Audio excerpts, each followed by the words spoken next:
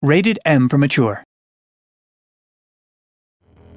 On this special edition of Playing Dead, we'll be discussing the recently announced DLC for Walking Dead Season 1 called 400 Days. I'm your host, AJ Locascio, and this is Playing Dead.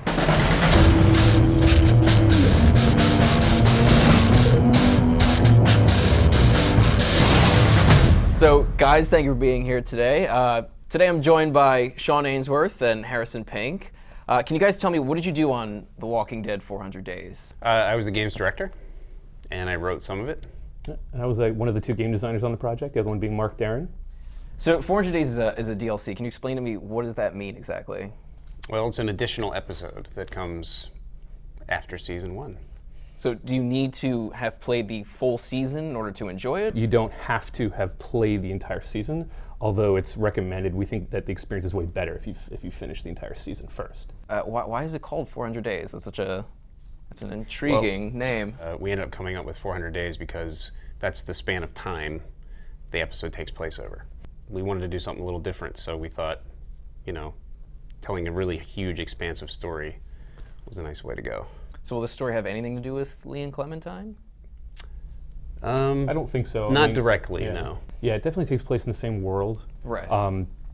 Familiar areas. It'll feel very similar in a lot of ways. What made you guys decide to do that as opposed to continuing the story of Lee and Clementine? We got together after season 1 was finished, and we said, we're going to do this downloadable content.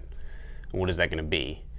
And I think all of us are really excited with the idea of just doing something different, trying to kind of not do the same thing. I mean, that's what season 2 is for, right? I mean, we're going to go into season 2 and continue the story started in season 1. Right. So we thought, if we're going to do this, let's touch on what we already know, but then we'll go off on a completely new direction and just kind of do some really exciting different stuff. Yeah, definitely. Yeah. We wanted to do it in such a way that it made sense for it to sort of live as its own entity. We didn't want to just feel like, oh, here's an additional thing. Right. We really wanted it to be powerful and important in its own right. And we didn't think that just continuing a story that had finished so successfully was the right way to do that. So can you guys tell me anything about the episode? Is there anything different about this specific episode? You play as 5 separate people throughout the episode. And as you play these 5 different people, their stories sort of intertwine in really interesting ways over that sort of 400-day period. You can actually play each of the short stories in any order that you want, and they'll still sort of connect up in the order that you play them. That's awesome. Yeah. It's like DuckTales. It is exactly like DuckTales. It's exactly like DuckTales. Yeah. It's kind of like an anthology, right? We've seen Creepshow or something like that, where you have just different stories, except that these stories do intermingle. Like Creepshow is one thing, and there's a frame story. These are 5 stories that sort of overlap. Right. There are actually 27 characters in the episode. Yeah. It's a lot of guys. We crammed a lot of new characters into this episode. Yeah. Just aside from the 5 characters you play, you meet obviously a host of interesting people in their journeys. So. That's a lot of people to love. Yep. Dude. Or hate. And it's actually kind of crazy. It's because for us it's a lot. I mean, we don't normally have that many people in one episode. A whole season yeah, right. We have about I think it's like 70% of our character count for this episode is the entirety of season 1 of The Walking Dead. So it's pretty cool. Yeah. Is it longer than another episode, or is it? I think it's about the same length. Yeah, it's roughly the same length. Yeah. So obviously, there's 5 separate short stories, so they all sort of cram together to make the length of a normal episode of Walking Dead. So does decision making play in the same way as it did in the whole season 1? Is it going to affect the outcome of the episode? Definitely in a lot of different ways. Yeah, it's similar but different.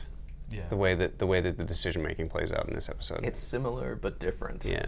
Yeah, Okay. You have these 5 short stories, so we wanted to make sure that choices mattered over a larger sort of period of time than like 5, 10, 15, 20 minutes in a short story. So we had to, we've come up with interesting ways of having these stories overlap in ways that your choices will matter from one story to the next. Also, we don't really have the time in short story to build up the emotional payoffs that you would normally build in a season. Right.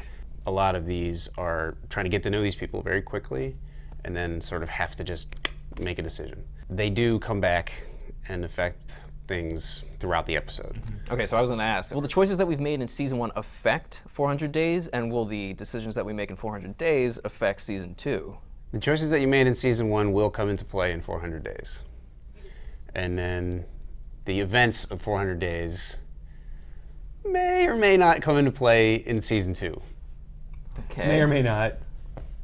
Depending.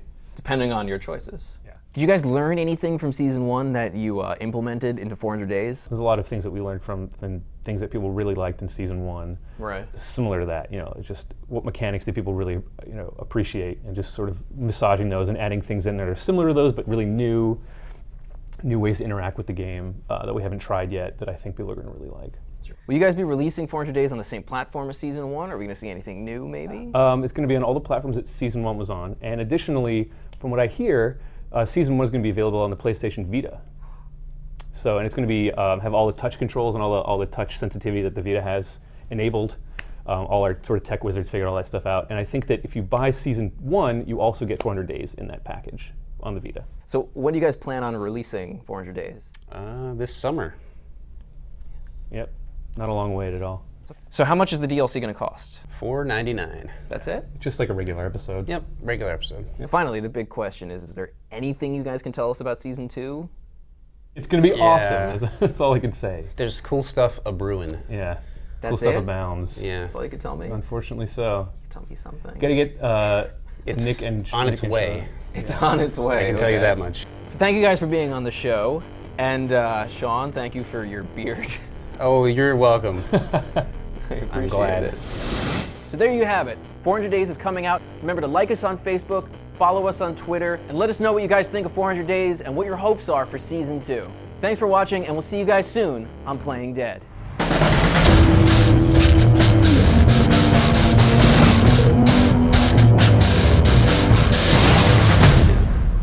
Getting people's goat is always fun.